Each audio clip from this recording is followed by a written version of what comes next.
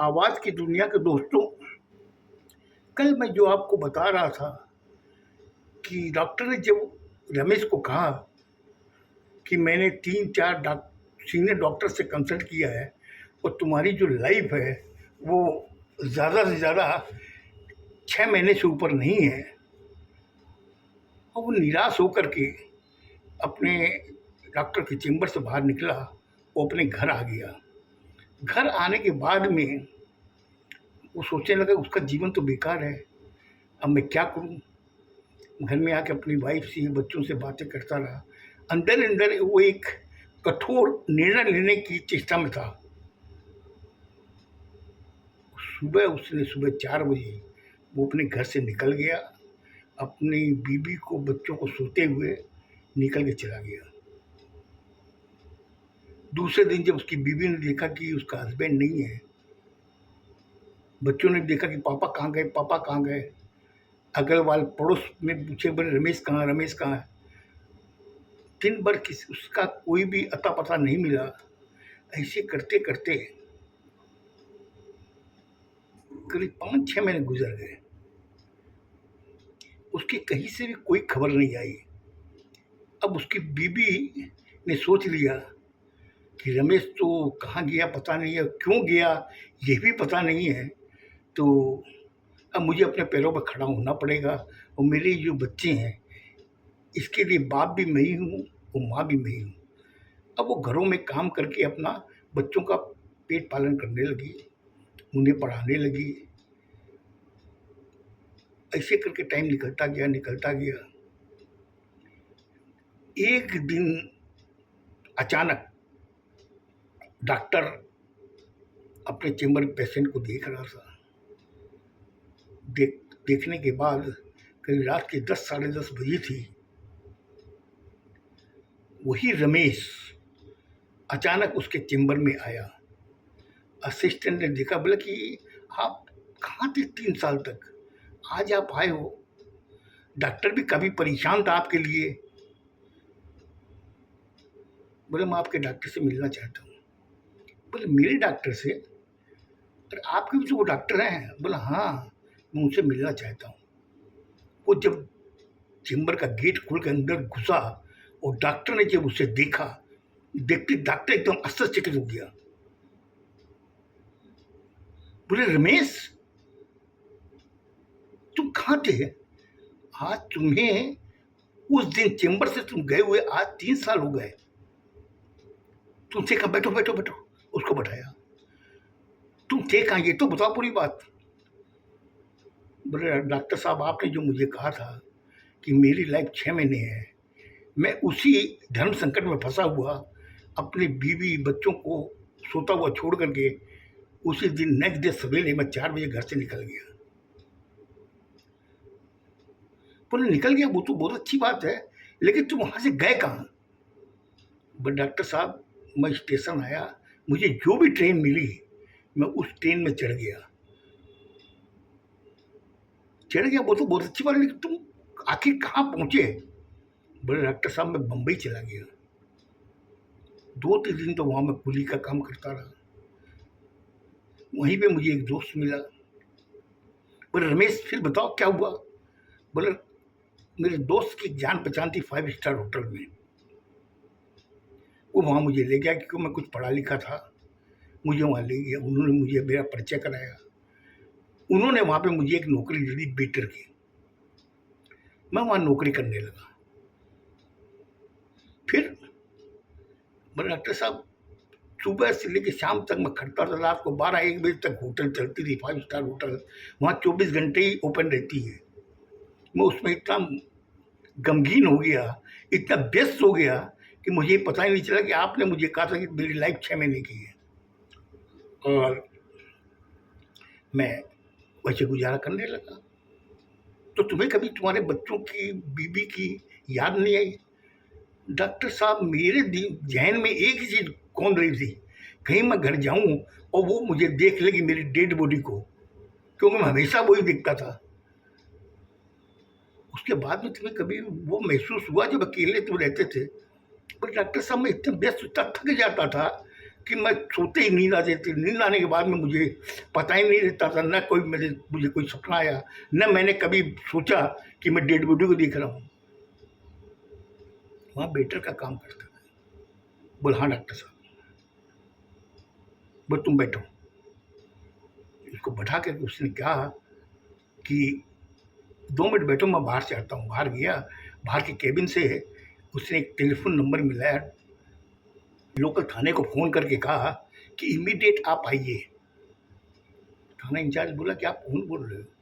बोले मैं, ये मेरा नाम है और मैं डॉक्टर हूँ, और मेरे पास में जो पेशेंट है वो जो स्टेटमेंट दे रहा है वो आप रिकॉर्ड करो।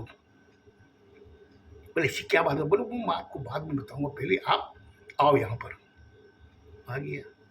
आने के बाद में उसको बैठा के बोली ये मेरा दोस्त है। ऑफिसर इंचार्ज को डॉक्टर ने कहा कि ये मेरा दोस्त रमेश। हाँ बताओ क्या बात थी, आगे बताओ। तुम कौन सी होटल में वहाँ वेटर बने? उसने नाम बताया उस होटल का। बोले थे तुम वेटर बनने के बाद में खाना वगैरह तुम्हारे लिए अलग आता होगा? बोले नहीं डॉक्टर साहब, क्या है कि जो भी कस्टमर होते हैं उनका जो खाना बचता था, मुझे वहाँ का सूप बहुत अच्छा लगता था। सूप? किस चीज़ का सूप था? पर डॉक्टर साहब टमाटर का सूप जो था ना, टोमेटो का, वो मुझे बहुत अच्छा लगता था। जो भी कस्टमर छोड़ देते थे तो मैं उसको एक जगह इकट्ठा करता था और मैं उसको पीता था। बोले ये डेली का रवैया था?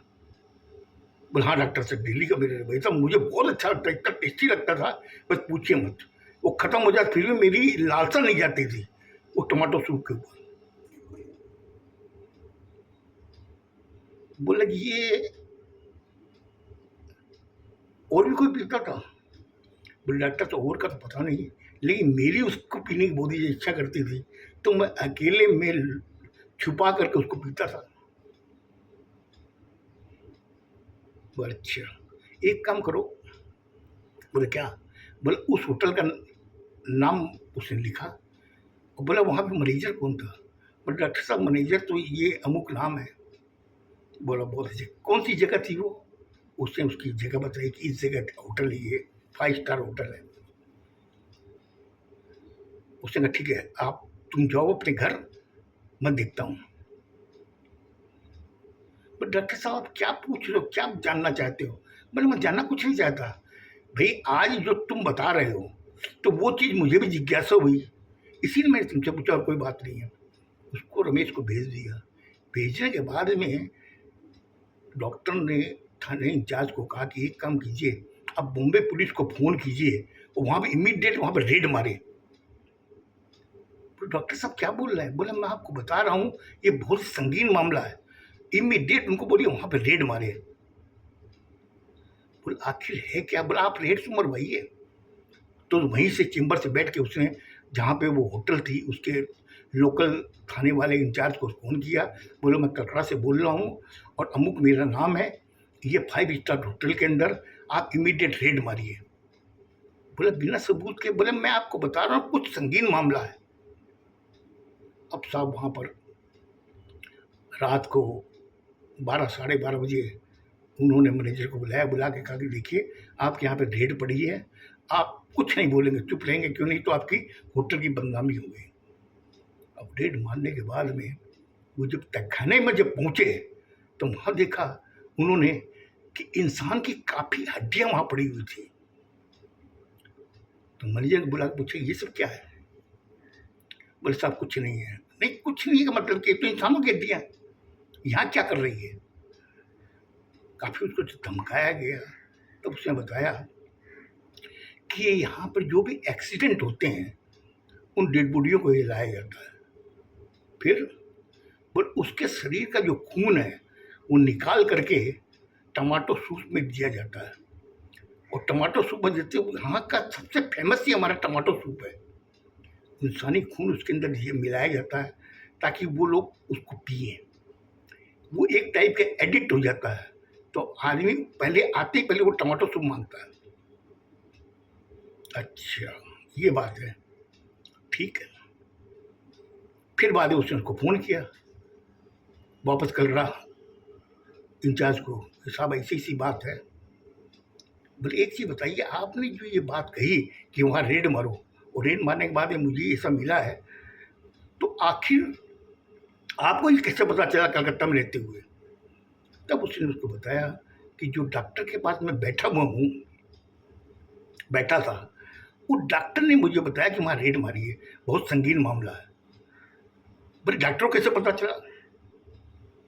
वो तब उसने बताया कि डॉक्टर ने मुझे ये बताया कि जो आदमी मेरे पास आया था, रमेश नाम का, उस आदमी के शरीर में ऐसी बीमारी थी कि वो बीमारी ठीक हो सकती थी इंसान के खून पीने से। और अगर इसको मैं बता देता उस समय कि तुम्हारी बीमारी ठीक हो सकती है लेकिन इंसान का खून पीने से, तो ये क्या करता, या तो अपने बच्चों को मार के उसका खून पी जाता, या अपनी बीवी को मार के खून पी जाता। इसलिए मैंने कहा कि इसकी कोई इलाज नहीं है तुम्हारी बीमारी का, और तुम्हारी लाइफ ज़्यादा से ज़्यादा 6 महीने है। 3 साल बाद में जब इस रमेश को मैंने देखा चेंबर में, मैं आश्चर्यचकित रह गया कि आखिर ऐसी क्या बात है, ये आदमी ठीक कैसे हुआ। इससे मुझे डाउट हुआ कि वहाँ पर जरूर कोई ना कोई इंसानों का खून दिया जाता है। उसके बाद वहाँ रेड पड़ने के बाद के अंदर वो 5 स्टार होटल सील हो गई। ये सत्य घटना है जो आज से कई सालों पहले हुई थी। उस डॉक्टर को बाद में अवार्ड भी मिला। अब बताइए आपको ये कहानी कैसी लगी? अगर अच्छी लगी हो तो आप मुझे कमेंट्स कीजिएगा, अच्छी न लगी हो तो भी कमेंट्स कीजिए। मैं आपका हमेशा कमेंट्स लाइक का इंतज़ार करता रहता हूँ। और कल मैं आपको एक और रोचक और अर्थपूर्ण मतलब शिक्षाप्रद एक कहानी सुनाऊंगा, जरूर सुनिएगा। खुश रहो, स्वस्थ रहो, धन्यवाद।